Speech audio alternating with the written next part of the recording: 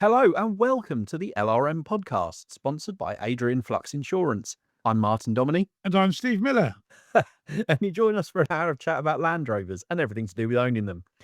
If the podcast sounds a little bit different this week, it's because we're recording it a little bit differently due to scheduling and other logistical reasons. We're actually doing it over this thing called the internet, aren't we, Steve? Yeah, I'm a stone's throw from the salmon sofa in the studio, but weirdly speaking to you like an hour away. It is so strange. It's we were really hoping that we'd get the chance to, because unlike a lot of podcasts, every single episode is recorded, regardless if it's just me and you or us with a guest in person. We've not ever done one over the internet, so this is a first for us. So apologies if the audio isn't quite what it normally is. We're going to try and make it work though. Yeah, so in our defence though, it's because I'm fresh back from Ripon, i.e. Sunday, and this is Tuesday, so the podcast will be out in less than 24 hours from now. Indeed, yeah. Because we've run out of time. Yeah. It's a lot. People have podcasting as a full-time job, and to us, it's just, it's another thing on So it's another plate to spin, isn't it, for us? it is. The most I would enjoyable say plate to spin of the week, though. probably the most important and the most enjoyable, I would argue. Definitely, yeah. But Love it. so I didn't go to Ripon, you did. What was it like? Because I've only been to Ripon once before and I loved it. I absolutely love this one. I know I say this about every single event we run. Ripon for me, I don't know. It's just something special about it. You see people and you see Land Rovers and Land Rover parts from people who you don't normally see at, say, Newbury or Malvern in the traditional circuit, shall we say. Right. There's people as far as Falkirk in Scotland. They'd come from Durham. They'd come from Cumbria and Yorkshire, obviously. Whilst everyone around this area was experiencing like mist and fog and rain, we had 23 degrees heat. I couldn't believe it when you told me because, Yeah. the weather here was pretty dreary, to be fair. I mean, you can tell we're British. We've immediately started talking about the weather. But when you're stood in sort of 4 degrees at 6 a.m. on Sunday and you couldn't see a few feet in front of you, as soon as that sun burnt that fog away, Yeah. glorious sunshine, and it's just fabulous. And what highlighted to me was how many people from that area listen to us on the podcast, and I met quite a few of our listeners. So lovely to meet some people and very positive comments. So thank you, much appreciated. Made us feel like we're, doing the right thing and saying the right things. The fact that that Ripon seems to be getting more popular shows that there is definitely a hunger for auto-jumbling up north. So that's really cool. And like you say, you do see a lot of stuff that you wouldn't otherwise on the Malvern and Newbury days. So yeah, I'll definitely make it to the one to early next year. Because, like I say, it's a lovely venue as well, isn't it, Ripon? It is. I mean, the grounds are lovely. Ripon itself is lovely. It's worth going to. And we saw a massive increase this time in terms of traders and people on the day visitor. So Word is for us, spread. it's brilliant. Yeah, all the good stuff. And there was some fabulous stuff there. I missed out on a pair of front wings. I'm a bit gutted. Ah, yes. I saw a pair of front wings coming in on the trailer, and obviously I'm on the trade and day gate, and I quickly got on my radio and Marshall to one of our marshals, Mark, and said, "Mark, see that trader you were about to put in?" I said, "Have a word with him, will you, about those front wings?" He goes, Snare them. "How much did he want?" And I think they were going to be £300 for the pair. But he said, Right. "I'll put them aside for 20 minutes while you come over." But I never got back over there. They were gone by the time I came back, so I was disappointed. You got to be quick off the mark, haven't you? I do. I did see some lower dashes, mate. Did you? Maybe. Have they been... Do you know what? I was still tempted to look at them. It's a bit sad. I've got a lot of obsession with lower dashes now. So, the UK's premier collector of lower dashboards. Yeah. But, good. I'm glad it... Yeah, really, it was some great vehicles as well. Just to see, you just see different vehicles, different Land Rovers turning up, and there was a Series 2A 109 original grey project on a trailer. Oh right, that turned up, and I was like, that's nice. That's lovely. And then Kate, who works with us, said, "What, that?" I said, "Oh yeah, that is beautiful." And he sold that. And quite a young lad actually said, "Oh, see that? I've just bought that over there." I said, "What, the project?" So it's gone to another good home. It's going to go and live on a farm. Very good. Really lovely to see something original and unmolested and just ripe for restoration. An honest truck, you know. Oh, we were very sorely tempted as well, I have to say. So LRM contributor Tim Hammond came along with Yes. Yeah, he a told few me he was going. bits and pieces, and as he turned up in an L-Reg Discovery 200 TDI.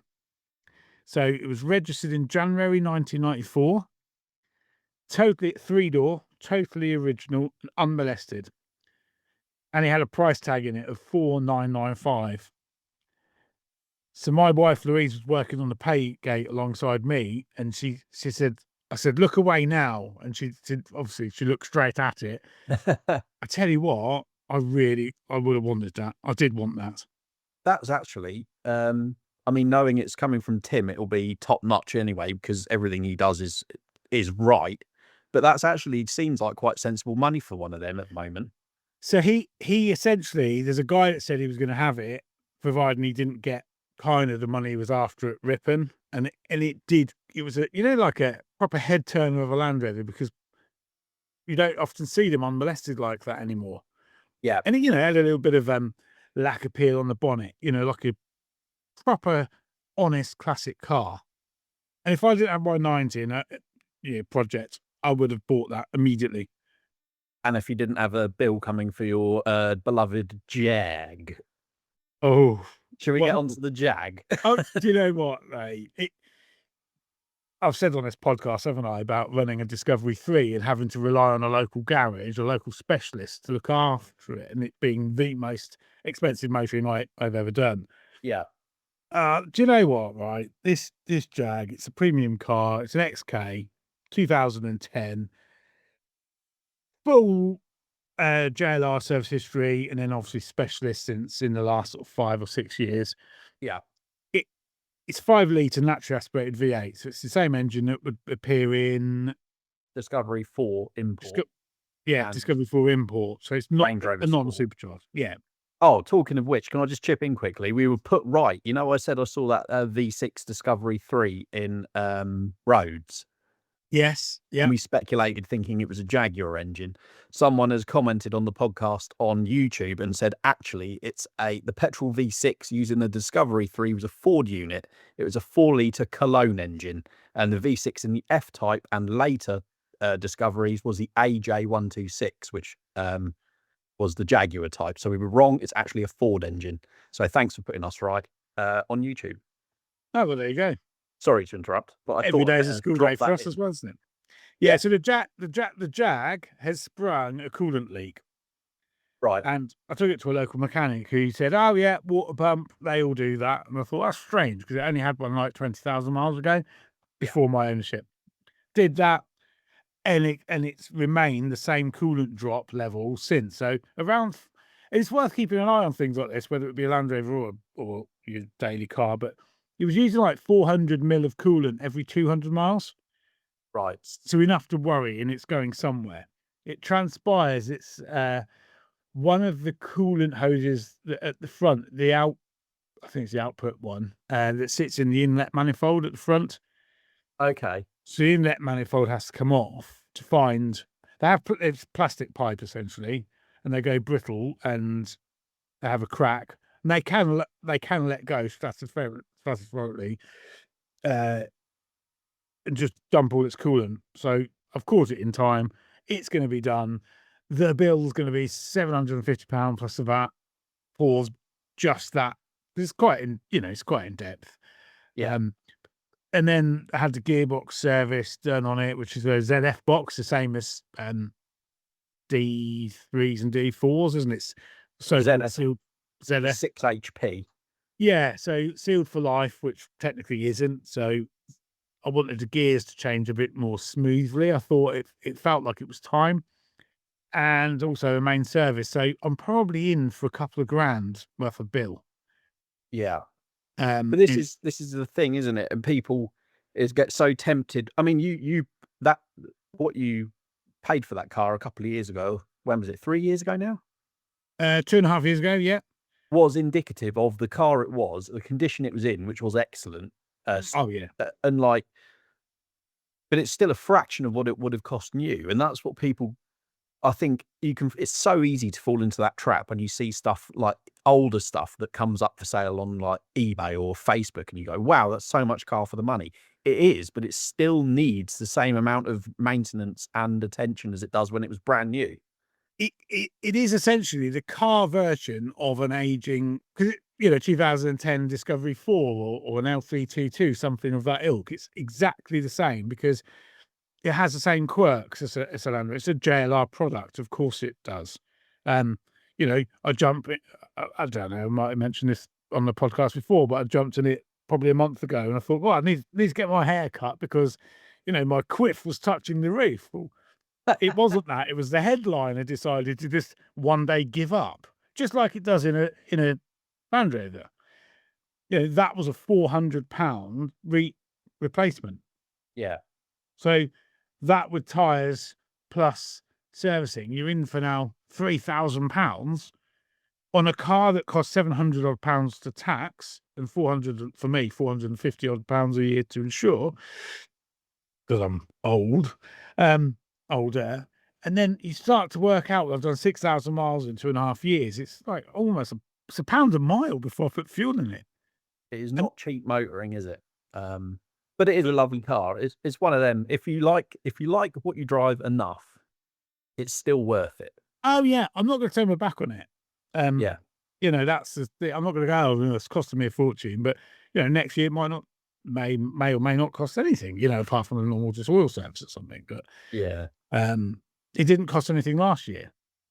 So That's it. Yeah. how I look at it kind of on average.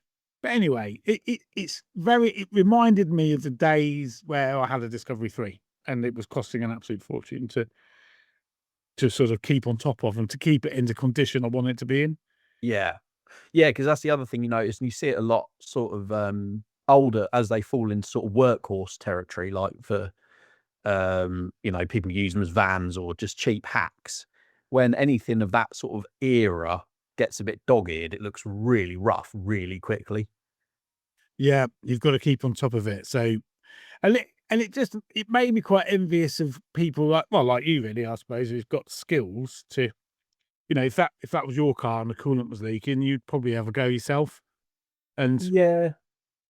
It's but you oh, yeah, potentially, but also you've got to know when you're like, I try not to get too involved in anything that anything I don't own that isn't a Land Rover, simply because I don't know my way around other makes and models quite that much. So I know it's a similar engine, but didn't really work on that many 5 litres in the dealership, so I don't know them that well. So if I was doing the job for someone else, I'd be less confident. Do you know what I mean? So you're paying for the specialist's experience and knowledge. You're not just paying for them to swing spanners for an afternoon. You know no, what I mean? absolutely. Because I mean, a local mechanic to me has probably misdiagnosed where that coolant was coming from. It was coming from behind the water pump, not through the water pump. Right. So Yeah. essentially, yeah, well, we've now had a new water pump on it, and that probably doesn't need to worry. But yeah, the knowledge I think is where the value is really at with these guys, and it's the same with Land Rover specialists. And swing it back to Land Rover, for me, I would sooner buy a Land Rover that was like, when someone's owned something for a few years and they proudly present all the receipts that a specialist. So that specialist has got to know the customer and the car, preempts things coming up. So it's like time and experience and money invested in that car, not just money. Definitely. And Yeah. I think that's where, and we often get back talking about buying Land Rovers, don't we? But that's where Yeah. it's at, you know. I was speaking to a chap actually. He's listening to the podcast on Sunday, and he has owned. I think he's got Discovery 2 now, and he's owned that for 14 years, and his previous Discovery 1 he's had for 13 years. Oh, right. So with that kind of length of service, you're properly invested in that car, aren't you? Definitely. And kind of like, everything it needs. And I think he said he spent about £3,000 on his Discovery 2, but better the devil you know. He just recently And spent £3,000, but getting it all properly done to keep on top of it. definitely, and it's that when you find something that suits you and you enjoy, you like it, you find it comfortable, you find it user friendly, whatever. Why would you change it? Because it's old? No, you would invest in it and you'd want to make it last, and that's something we see a lot. And it's something, again, Land Rovers lend themselves to really well, is because the parts supply is so well. Normally, the parts supply is so Yeah. reliable and accessible, and they're rebuildable. They're infinitely rebuildable. Yeah, so there's a lot to be said for it. So while you were at Ripon, I spent the entire day. I was going to pop out to the shed for a couple of hours and have a quick tidy up, and I ended up Okay. absolutely ripping the place to bits and trying to blitz it as much as I could. And so satisfying. It looks fantastic now. Apart from the 200 TDI that's in bits on the floor, the actual work area with the worktop and all that is spotless, and everything's tucked away, everything's sorted, and I'm so pleased I did it, even though it took me, I think I went in at about 10, came out at about 6. It took a long time. Wow. Yeah. Um, That's probably a really good use of time, actually, because whilst you're not actually doing anything to one of your vehicles, it makes working on your vehicle better when it's organised. it's all stuff I've been meaning to do since we moved into this house over a year ago, and I'm really, really pleased I did it. But it did highlight to me that I need to get a tool chest, like a toolbox. So I obviously headed to Machine Mart's website, and I think I've chosen the one I'm going to get. So on their website, it's actually on a little deal at the moment. It is the Clark CBB 217C heavy duty +7 drawer tool cabinet. It's got 29 5-star reviews, so I think it's probably going to be quite good. It's a 7-drawer tool cab with wheels on it and a handle, and you can get the additional top box if you need extra space, £322.80, which is pretty good for the size, I'd say.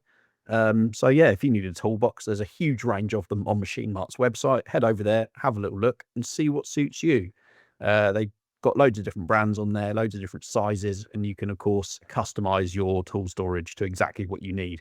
Because at the moment, all my tools are still in separate, like when you buy a socket set and it comes in like the blow molded case. Yeah. Case.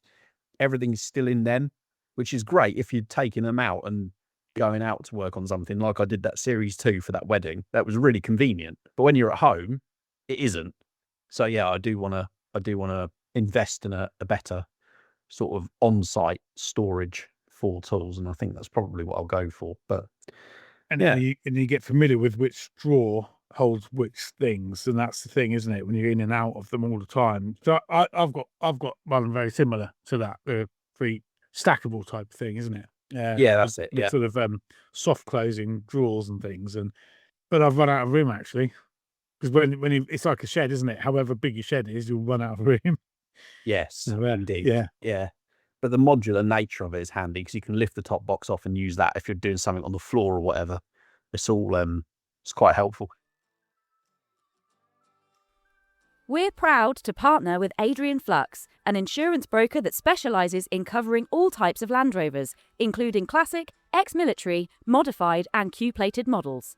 Adrian Flux offers a range of optional extras to make the policy your own and can provide cover for off-roading, green laning, agreed value and build-up cover. Plus, they even offer a discount of up to 15% for Owners Club members. Simply search Adrian Flux Land Rover Insurance for more information or call them directly on 0344 728 0417 for a quote. Funnily enough, you mentioned your Jaguar's tax. Now, Oh, sore subject, tax, isn't it? well, we should start by saying that this is just a rumour at the moment, and it's hearsay, and there's potentially nothing to it, but we can't ignore the fact that it's been brought up by a couple of news websites that there's talk of possibly reintroducing tax for classic cars over 40 years old, which is pretty upsetting, as you can imagine. Because both my 110 and your 90 are coming up for 40 years old next year, aren't they? Yeah, so mine's 40 years now, but I think it would be tax exempt from the 1st of April next year. Yeah, same as So mine. it's the following year. So that, do you know this happened to me back in the day with a Land Rover? I can't remember which one it was now, but because we've had that various tax systems in the UK, haven't we? Where when it gets to 1972 or 1st of January 1973, it was, wasn't it? Before, and then they reintroduced it as a rolling 40-year thing. Yeah. Do you know? I did a bit of research on this actually. Do you know how many people that will affect in the UK? Go on. It's been reported that 297,400 people are running cars actually on the road at 40 years and above. Right. There's another 45,000 on top of that, which are currently sawned. So they're off the road. So yeah, potentially that will earn the government in this country, if they do start taxing them again, £107 million. It's a lot of money, but It is. are they? I think they're possibly barking up the wrong tree. I would say that, obviously, because I've got the Series 3, which is tax exempt, and the 110, which is going to be tax exempt. But I don't know. How many people realistically are doing more than a few thousand miles a year in a classic? With No, they're not. when you can exactly. Yeah, I'm not. Yeah, I mean, I'm only doing 3,000 miles a year in a car that's £700 a year tax. Yeah, because it's not my daily. So sure. yeah, Yeah, it's a tricky one, but all it will do, I think, is push people into sawing the cars during the winter, taking them off the road, or whenever they're not using them, and then jumping on the tax website, doing a direct debit, which is like it'll be 20 or 30 quid for the first month, and then cancelling it again when they don't want to tax it anymore. It will just cause a backlog and massive. Yeah, definitely. If they think for 1 minute that everyone's just going to tax their cars for a year, they've got nothing coming. So that 107 million is probably taxing all of those cars for 1 full year. Yeah. And the other thing I read earlier was that the classic car industry, and let's say Land Rovers are all part of this industry at 40 years and above, provides £3 billion in UK tax revenue. It's already generating the money because it's worth over £3 billion in the UK economy. I just don't get it myself. And then, and if they don't tax them, do they still provide no MOT? You're MOT exempt, but you still have to pay tax. I think MOTs would have to come back because you can't physically tax. If you went to the post office with your modern car, or went online and tried to tax it and the MOT had expired, you wouldn't be able to. So I don't see how they could change that for classics. So that's going to be another massive backlog of people trying to get all their classics MOT'd. Yeah. And if they are using them at choice times, around key times of the year, springtime, the MOT system will be overrun with nearly 300,000 vehicles all coming for an MOT. Yeah. Again, it's important to emphasize that this is just what we've seen on it's at the moment. There's no substance to it, regardless of how it's been presented by a couple of different news sources. It is just something that someone has heard, someone's possibly thinking about. We'll find out in November when the budget is announced, I assume. But at the moment, something to be aware of, but not worry about, I think it's fair to say. Yeah, at the end of the day, would it stop? Would you get rid of your Land Rover because of it no longer being tax exempt? No, definitely not. Me neither. But it would. Yeah, I mean, if I look at let's call it a fleet. My wife doesn't listen to the podcast, and she probably hasn't actually worked out how much we're paying in road tax a year. Does she know about the other 2 cars that you don't keep at home? Yeah, I don't even know about those. Yeah, I did add it up. I think it's something like £1,400 a year we're paying in road tax at the moment. Right. And the silly thing is, yeah, all right, I don't have to have a £700 a year tax car, but I think it's my last opportunity in my life to run a 5 litre V8 or even a V8 petrol, because you're almost, the demon, aren't you? It's going to be antisocial in times to do it.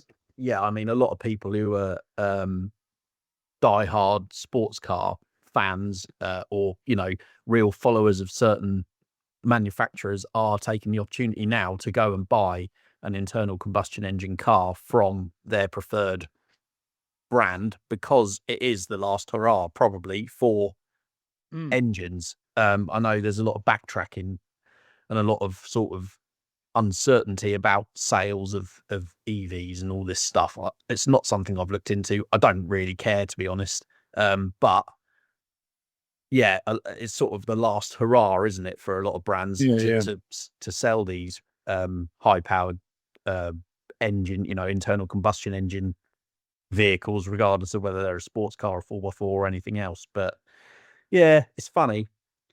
The other thing to consider is, though, as time goes on, a 40-year-old car today, in 10 years from now, would be a 1995 car, Yeah, and they become really usable. that's what they're worried about. Yeah, That's I think they're seeing a growing market of 40-year-old cars are actually quite usable. So by the time you get to mid-90s, you're having fuel-injected cars, essentially, that are really simple to fix. with squishy seats and air conditioning. Yeah, just about. And then they're being used as dailies, because I read something else the other day, that for the first time ever, the average age of a car on the roads in the UK, car on the road, sorry, is over 10 years old. It's just past 10 years old Really? for the first time. Yeah. So when you normally go down the road, when you sit in the car parks, you look around and think, what do all these people do for a job with all their 3-year-old, 1-year-old cars? But the actual UK average is just surpassed 10 years. So people are holding on to their things longer now. That's probably that average is probably dragged down by a lot of our podcast listeners who have a series or an old shape Defender or something on the driveway and have absolutely definitely no intention of giving them up, and rightly so. But in Ireland, their tax system is different again, isn't it? So they have to pay, for a high emission car, over €1,000, don't they? Yeah, but I think they also have a special tax for classics as well, don't they? After over a certain age, I think you still have to pay something, but it's nowhere near as much as like your because modern big engine cars in Ireland are horrendous to tax. Is my understanding. But yeah, it's interesting, and we'll still have to wait and see how it plays out. At the end of the day, most people who own a classic aren't going to give it up because they have to tax it. And at the moment, as we've said already, emphasised, it is only a rumour. But yeah, it's like people who drink and smoke, right? So they get hit quite hard, don't they, at when it comes to the budget time. And yeah, you could argue that pubs are closing, massive, pubs are closing daily, aren't they, in the UK? But there's still enough going around to keep them afloat, or some of them afloat. It's just tricky. You've also got the 5p fuel duty, likely to 5p a litre fuel duty cut at the moment, haven't we? That they might bring back in. Oh yeah, of course. I forgot. So fuel might jump up a fair chunk as well. All things to consider, but if it's your passion, I just think life's too short. Should just get on with it. Keep the classics. That's quite. Ultimately, I think you'll save. I mean, there's the thing here is, if you can fix a car yourself, imagine how much money you're saving fixing a more simplistic car than you are, say, a modern thing where you're having to pay over £100 an hour to a garage. I think that's horses for courses, isn't it? Yeah, it really is, and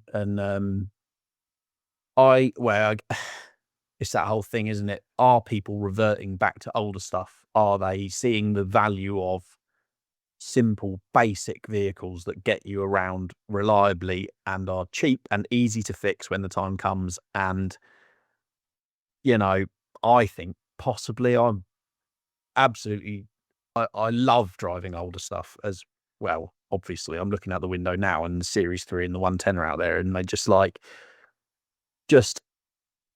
everything is mechanical. There's not a lot that will stop them. It's brilliant. Well, it sets you apart from your neighbours. You know, in your neighbourhood, you're known for being a bit different as well. It's your personality. It's an extension of your personality.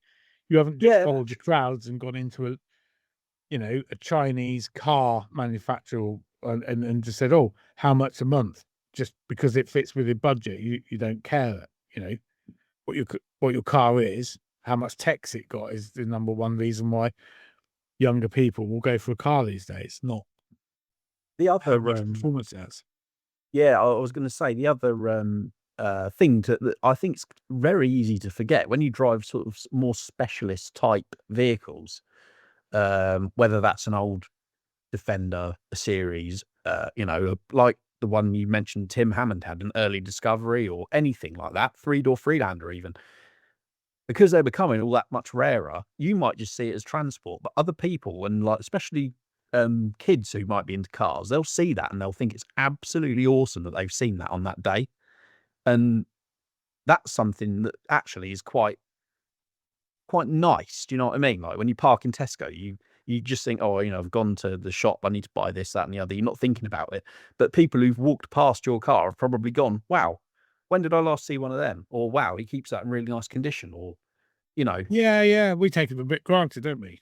yeah, it's weird. But Spreading joy, one Land exactly. Rover at a time. Keep it going.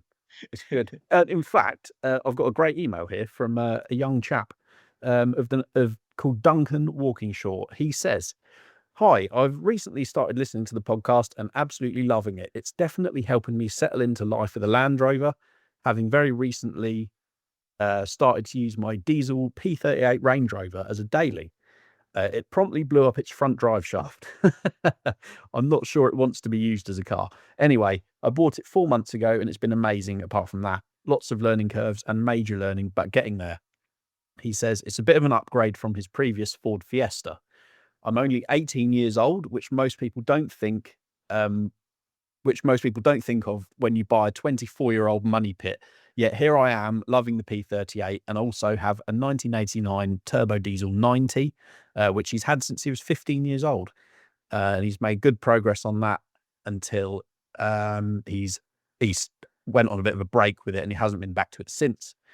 But it's got a brand new chassis and bulkhead. Anyway, look forward to listening to the podcast more. Kind regards, Duncan in Edinburgh." Duncan, keep the momentum up, get back on that 90 and crack on with it because that's half the battle, isn't it? Yeah, no, that definitely sounds like a nice set. Yeah, I haven't driven a P38 for ages. I kind of want to get in one again, really, just have a go. They are I really like them. I don't really like. They're sort of like in that age where you think, well, okay, they're old enough to be kind of reliable and easy to work on, but new enough to be comfortable. They're old enough to be reliable from certain aspects, but things like the body control modules that can give bother and things like that, they're all items that can take longer to fix than just nuts and bolts. But they are, like, as a vehicle, a well sorted P38 is a lovely thing. Yeah, just haven't been in one for a long, long time. Yeah, I can't remember the last one. Probably the last one I drove was when I bought a 4-litre SE. It was Christmas time. There we go.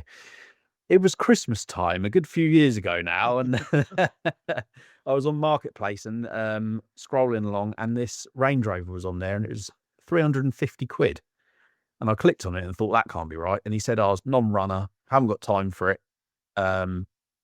Yeah, bit scruffy, been using it to tow my scaffolding trailer. It is what it is." So I went and had a look at it, and sure enough, it wouldn't start. Plug the diagnostics in. It didn't have any codes on it. So I thought, it might be worth a punt. And I was in the car messing about. My friend was chatting to the owner. He's a nice enough chap. And I said, "Do you know what? I'll take take a gamble for 350 notes. It was on coils. It had been used hard. It wasn't a nice example, so to speak, but got it back. Had a little fiddle with it, and it turns out my mate was chatting to the fella. He'd filled it up with a can of petrol out of his garden because it was getting low, and it had 2-stroke oil in it. And that was all it was. It had bad fuel, so I pumped all the old fuel out, put some fresh unleaded in it, and it was started up straight away. Oh, nice. So I didn't Yeah. keep it very long. I sold it because I didn't really need it. But but like I say, been coil converted, but they're so much nicer on air suspension. Yeah, you often see people converting from coils to from air to coils. I just think just look after the air suspension. It was there for a reason. They're not exactly expensive to put right now either, really, Not the air really. suspension systems on them. Yeah, but no, they're really, really, like I say, a well sorted, a nice one still on air. They're a really, really lovely thing to drive, especially V8 one. Yeah. Yeah. Nice. Not the quickest thing on the road, but you No, waft on it. no, even the 4.8s are pretty.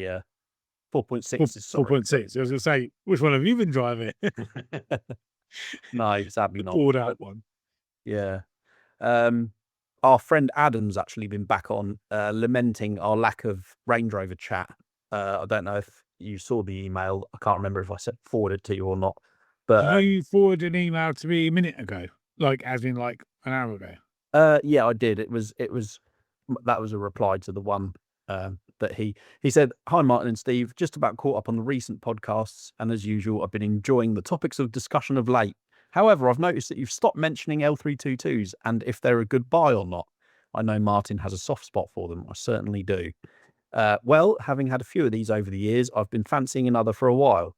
Not to replace his daily driver, which is a Discovery 4, but yeah, you can never have too many Land Rovers.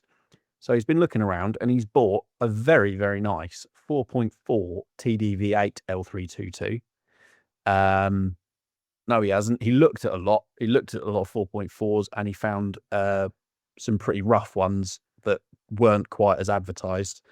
And yeah, he walked away from a good few of those before happening upon a very, very nice 3.6 TDV8 autobiography, 2010 one. So one of the last 3.6s.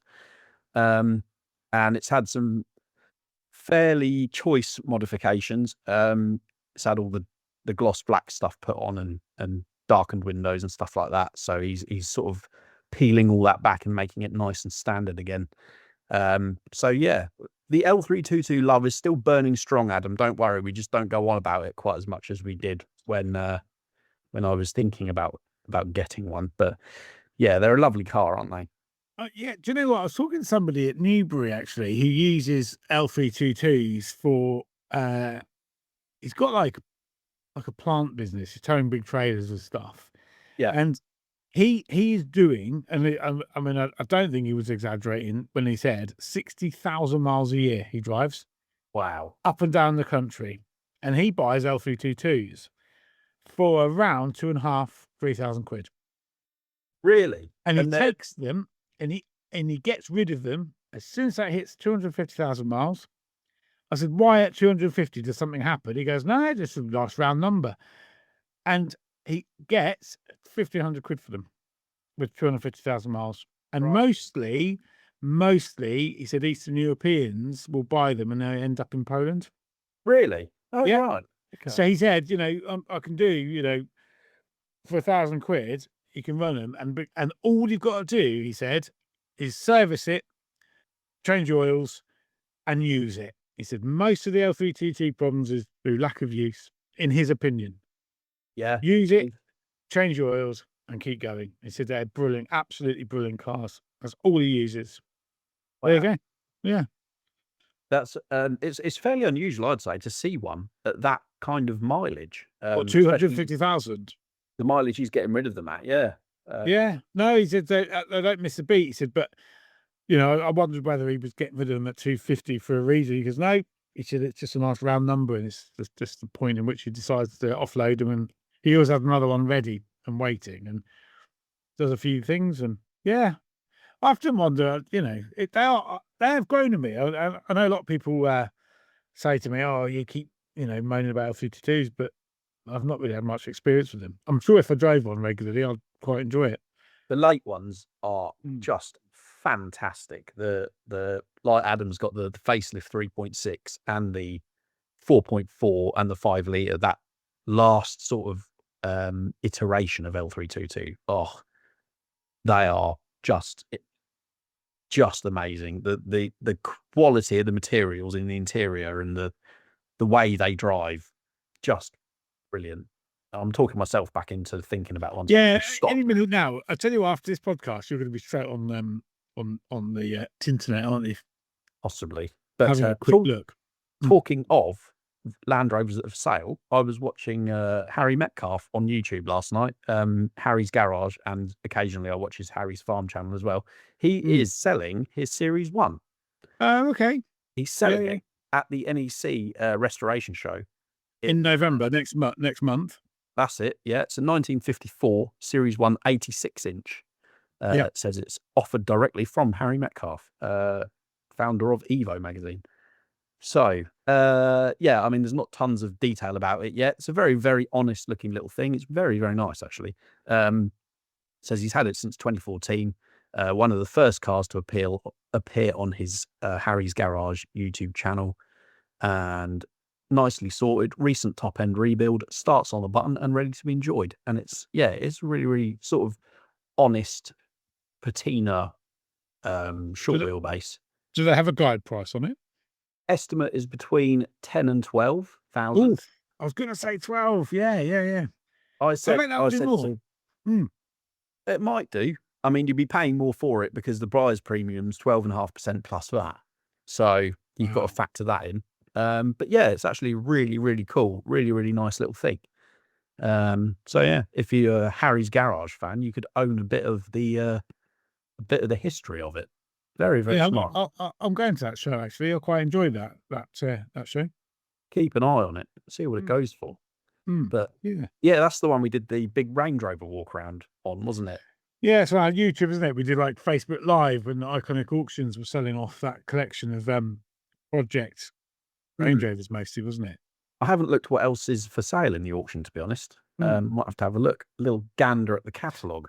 I have heard a rumour that there may or may not be a Clarkson spec L322 entering that auction. This may be wrong. I may be right. He may not send it there, but my contact said he may be offloading one there, and it is. Oh, an actual Jeremy Clarkson vehicle. Is it Tonga Green? Tonga Green. Yeah, he has got a Tonga Green one. No, so not an actual one, but a Tonga Green L322 nonetheless. Oh, right. Yeah. With 180-something thousand miles on the clock.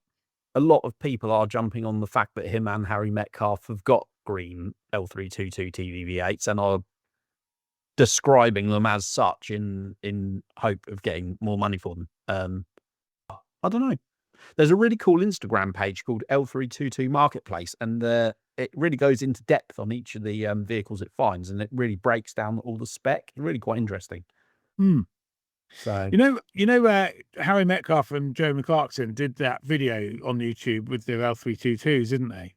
Yes. When they parked them next to one another and were talking about them. Well, I've just done another one actually about Jaguar. So, right. That's a really good watch actually. It's probably about 45 minutes of Jeremy on his farm with Harry, who lives next door, basically. One with an F-Type. Jeremy bought a 2013 F-Type convertible, which he just drives daily. And they were talking about what is peak car and what age. Yeah, it's really good. It's a good watch. So even if you're not interested in Jaguar, but you're interested in what is peak car, have a watch, because I think it's over 1 million views. Their stuff gets insane views. Yeah. Not quite caught up with the LRM podcast listener numbers, but hey. Well, this is obviously when you're number 12 in the UK podcast chart, this is what you're up against, isn't it? I know. Do you know it's quite a nice thing to look at, the podcast chart now and again? I don't know how accurate it is, but it is nice. If you were number one, you'd say it's very accurate. I don't think we'll ever be number one, but it is nice. It's just a nice thing to do, isn't it? And it's so nice, and it's great that other people are are on board with it, and it's just two people talking about Land Rovers. Basically, we don't profess to be anything overly professional, but people enjoy it, don't they? Yeah, I think that's it. I think it's nice to be relatable because we are doing the very things that our readers of the magazine and listeners of the podcast are doing. We're the same. We are one of you. We're not anything special. We're just- Literally, normal people doing normal things with Land Rovers. Love Land Rovers? Then you'll love Land Rover Monthly, the world's best-selling Land Rover magazine. Packed with adventures, expert tips, restorations, buying guides and loads more. For the best deals, subscribe today at landrovermonthly.co.uk and never miss an issue. There you go. Yeah. Do you want to hear of another normal person doing a normal thing with a Land Rover? Another listener question. Yeah, fire away. Not so much a question, but a bit of feedback. Brian Edge has been in touch. He says, Dear LRM team, after listening to the LRM podcast here in Minnesota, I found myself inspired to add a classic Defender 110 to my garage. This came after already purchasing a new Defender 130 for my family. The addiction is real, and thank you for feeding it. Well, you're welcome. Yeah. He says, I've also heard recent discussions about your podcast about the lower dash, so I thought I'd share an outstanding experience I had with Boston British Classics. For those looking for a brand new lower dash that works with a 300 TDI era Defender, Martin at Boston British Classics has exactly what you need. His attention to detail, follow-up and overall quality are simply outstanding. I would highly recommend that any of your listeners and readers of LRM become aware of his products and services. He's really good and he deserves recognition. Thank you again for the inspiration, the stories and the community you've built around these remarkable vehicles. Warm regards, Brian Edge from Minnesota. That is an absolute pleasure. An absolute pleasure, Brian. And yeah, I had a look at that website actually, bostonbritishclassics.com, and they're remanufacturing brand new lower dashes, which is really cool. Yeah, no, I had a quick look after I'd purchased my second lower dash from Newman. Slowly building your empire. So of building my dashboards. collection. And yeah, Boston British Classics, in fact, have started advertising Land Rover Monthly in the magazine. Excellent. So Right. yeah, if you listen to this and want their contact details, go and buy the magazine. And Pick up a copy and see what they're all about. yeah, Um, brilliant. Talking of the issue of Land Rover Monthly that's on sale now, how about we do feature of the week and, of course, product of the week? Does that sound good to you? It does. Yeah, it does indeed. I've got something else to say, actually. Oh, go on then. No, we'll move on to that after. You Just sure? Yeah. Somewhere I went really interested in the other day, actually. Okay.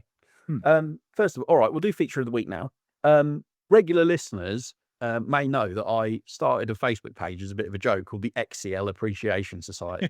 Even I contributed the other day. You did. You saw Yeah. a prime candidate at the Ripon Thursday. Well, another vehicle that's adorned with the absolute tire of the gods is a 3/4 ton lightweight prototype. This is covered in the classic section of the current issue, which is on sale now. Gary Pusey done a fantastic job documenting this. And what this is the vehicle that was designed to replace the 109-inch series military vehicles for the British Army.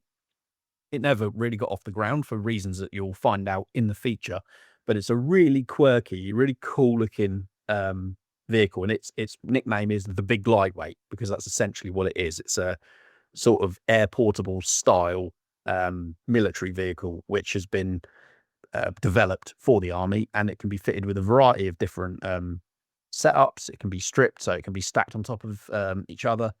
It's a really, really smart piece of kit, and they've recently discovered that instead of the 2 prototypes that were thought to exist, there's actually 3. So there's a bit about that as well. Really, really cool feature. So be sure to check that out. Products of the week. This is a really cool thing, actually, and something I've been thinking about getting for my Series 3. So a lot of disc brake kits for Series Land Rovers, specifically design development engineering's kit. You can't use standard steel wheels because they hit the caliper.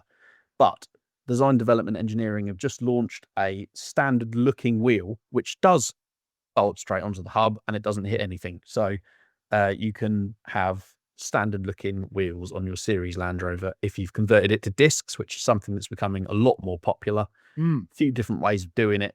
But if you've got the DDE kit, as I have on the front of my Series 3, and you want a standard looking wheel, it is an inch wider than a normal series wheel, 6.5 inches rather than 5.5. But that allows you to fit slightly wider radial tyres. They're tubeless as well. Really, really cool. £102 each at That's not bad designdevelopmentengineering.co.uk. at all, is it? Really? No, I don't think it is. So yeah, be sure to head over there and check them out. Sorry, Steve, what were you going to say? Right. So, good news. A new parts website has been launched.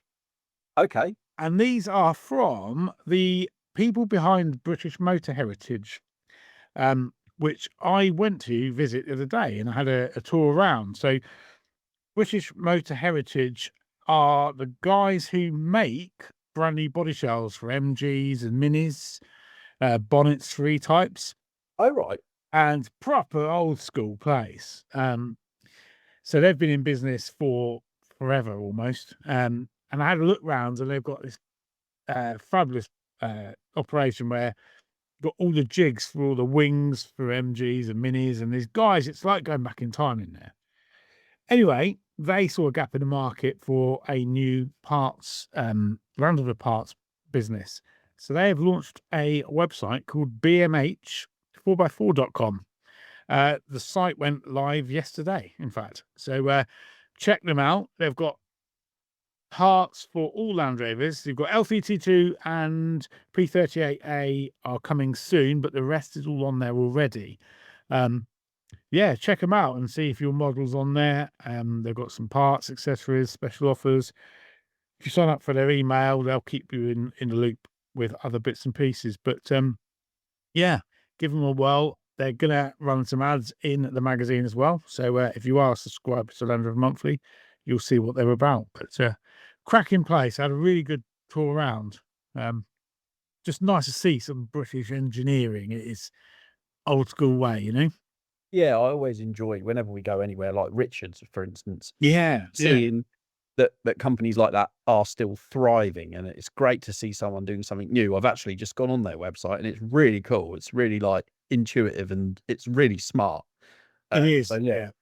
It's been have a look. been a few months in the making, but yeah, I was privy to their sort of coming soon campaign. So which they've run in the magazine, and I was having a look at you know, just the way you can just easily select the model and the years that you've got, and then you narrow down the parts you want. So check them out, but they'll be able to supply, you know, quite quickly. So from point of order to getting them to you, yeah, everything's in stock. Good stuff. Exciting times. Good to see someone again. Just the sheer variety and accessibility of Land Rover parts are something not to be taken for granted. I think the recent cyber attack has highlighted that, really, because we were sort of without a lot of stuff for quite a while, and like you say, parts are starting to trickle back in, but it's easy to, you know, forget just how crucial and how easy we do have it now with regards to actually getting stuff, you know, delivered in no time at all for our vehicles. Yeah, definitely. Not like the old days where you'd send off a stamped addressed envelope for the catalogue and please allow 28 days of delivery. That was used to be the old thing, didn't it? I don't know. I'm not that old, mate. Pre-internet days, you'd if you wanted a catalogue, you'd like mail order was a thing. So you know, the old people will say this, don't they? I'll send off for that. Well, you don't send anything off now, do you? You know, it's just done instantly. And yeah, and now people like Amazon have made it so that some things can be delivered the same day, you know, because expectations. So it's only when a supply chain issue arises that people realise how used to it we are, you know. It's also a bit of a prop. You mentioned the Amazon thing. I know, like a lot of smaller businesses that I've spoken to over the years, that's really a problem for them because people's expectations are there now. And realistically, if someone's in a small workshop making products that they sell, they're never going to be able to compete with click a button and it arrives the same or even the next day. But, you know, it it's a bit of an issue. A lot of people have sort of got that those standards are set so high that it's almost impossible for smaller independent businesses to deliver to that same level. Yeah, no, definitely. The trouble is people have just got such few patience now, haven't they? Yeah. Such needy and Yeah. But don't know. It's weird, isn't it? I always say good stuff's worth waiting for. So give these people time and they can do amazing things. And we're lucky to have so many innovators and, top quality manufacturers in the Land Rover scene. So all good stuff. But I think we'll wrap it up there, shall we? It still feels weird seeing you across the screen rather than like laughing at you in person on the salmon sofa. But hopefully normal service will be resumed next week. So thank you for your patience if you're listening. And I hope this doesn't sound too different to a normal podcast, but we didn't want to miss the week. And we didn't want to deliver it late. So this is what we've had to deal with. But hopefully back to normal for the foreseeable future. definitely. Before we wrap up, so we are now. This goes out obviously tomorrow, which is around 10 days before the last Bears Day of the year. Which it's not too late to pre-book your tickets to the Three Counties Showground at Malvern. Definitely. So if you are looking for those last minute parts to do your restoration over the winter, this is your chance. So it's looking good. We're getting a lot of trade at that one. Malvern is always a cracking day out as well. It's a nice, lovely bit of the country, and like you say, tons of trade indoors and outdoors. And loads of it indoors at this one. And I'm going to make sure this time I get my own list together and I go out and I go and get those bits, because this is the last time opportunity till February. So yes, indeed. Yeah. So landrovermonthly.co.uk if you want tickets. You save money if you pre-book, and you also get in quicker. So make sure you do that. It's the queue just goes a lot quicker. We scan tickets, people are in, and you're off buying all the bargains before anybody else. So make sure you do. Absolutely. And all good. Instagram, follow me if you want, Land Rover Martin. Follow Steve, your Steve Miller Automotive. Obviously, Land Rover Monthly has an Instagram page. You can keep up to date with all the latest events, all the latest that's going in the magazine. So be sure to give that a follow. Subscribe to our YouTube channel if you want. We haven't uploaded as much recently as we'd have liked. We've been busy with a lot of stuff, a lot of really exciting stuff for next year. So keep your ears and eyes open for that. Don't miss out. Sign up to the newsletter again if you want to hear about all the latest stuff first. You can click the link on the website and sign up for that. Absolutely free. It's decent, relevant content. We're not just going to spam you with rubbish. And sign up, subscribe to the magazine. Subscribe to the magazine. Last sales pitch of the podcast. You get it sooner. You get it cheaper. You don't have to traipse out to the shops. Why would you not subscribe? It makes total sense. I think that's me done. I'm all sales out, Steve. Yeah. The only thing I'm going to go and do now is go and get some lunch. Yeah, I think I'm going to do the same. But we'll catch up next week. Indeed. See you next week. Thanks for listening, and we'll catch you on the next one.